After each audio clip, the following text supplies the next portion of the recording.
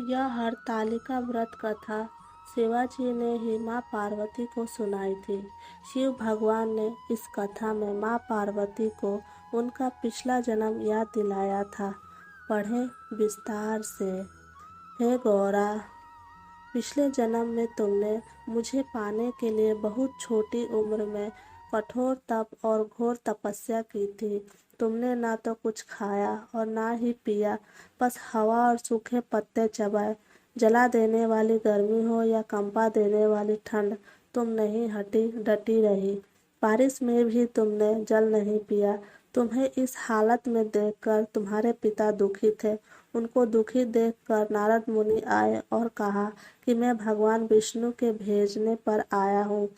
वह आपकी कन्या से विवाह करना चाहते हैं। इस बारे में मैं आपकी राय जानना चाहता हूँ। नारद जी की बात सुनकर आपके पिता बोले, अगर भगवान विष्णु यह चाहते हैं तो उन्हें कोई आपत्ति नहीं, परंतु जब तुम्हें इस विवाह के बारे में पता चला तो तुम दुखी हो गई। तुम्हारी एक सहेली ने तुम्हारे दुख का कारण पूछा तो तुमने कहा कि मैंने सच्चे मन से भगवान शिव का वरण किया है, किंतु मेरे पिता ने मेरा विवाह विष्णु जी के साथ तय कर दिया है। मैं विचित्र धर्म संकट में हूँ। अब मेरे पास प्राण त्याग देने के अलावा और कोई उपाय नहीं बचा। तुम्हारी सखी बहुत ही समझदार थी। उसने कहा, प्राण छोड़ने का यह कारण ही क्या है? संकट के समय धैर्य से काम लेना चाहिए। भारतीय नारी के जीवन की सार्थक कथा इसी में है कि जिसे मन से पति रूप में एक बार वरण कर लिया, जीवन पर्यंत उसे ही निर्वाह करे। मैं तुम्हें घनघोर वन में ले चलती हूँ, जो साधना स्थल भी है और जहाँ तुम्हारे पिता तुम्हें खोज भी नहीं पाएंगे। मुझे पूर्ण विश्वास है कि ईश्वर अवश्य तुम्हारी सहायता करेंगे। तुमने ऐसा ही किया। तुम्हारे पिता तुम्हें घर में न पाकर बड़े चिंतित और दुखी हुए। इधर तुम्हारी खोज होती रही, उधर तुम अपनी सहेली के साथ नदी के तट पर एक गुफा में मेरी आराधना करने में लीन रहने लगी।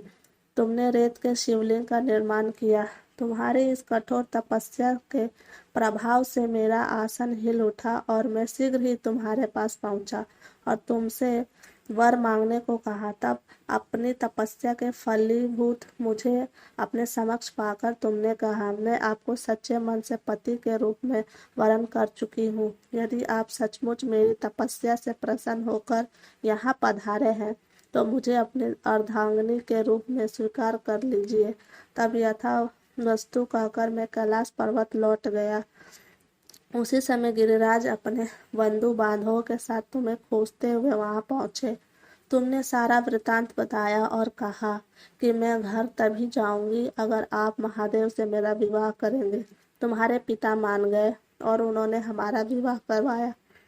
इस व्रत का महत्व यह है कि मैं इस व्रत को पूर्ण निष्ठा से करने वाली प्रत्येक स्त्री को मनवांछित फल देता हूँ। इस पूरे प्रकरण में तुम्हारी सखी ने तुम्हारा हरण किया था, इसलिए इस व्रत का नाम हरतालिका व्रत हो गया। इस व्रत से जुड़ी एक मान्यता यह है कि इस व्रत को करने वाली स्त्रियां पार्वती जी के समान ही सुखपूर्वक पतिमरण करके शिवलोक को जाती है। सौभाग्यवती स्त्रियां अपने सुहाग को अखंड बनाए रखने और अविवाहित युवतियां मन मुताबिक वर पाने के लिए हरतालिका तीज का व्रत करती है। इस दिन व्रत करने वाली स्त्रियां सूर्योदय से पूर्व ही उठ जाती है और नहाकर पूरा श्रृंगार करती है। पूजन के लिए केले के पत्तों से मंडप बनाकर गौरी शंकर की प्रतिमा स्थापित की जाती है।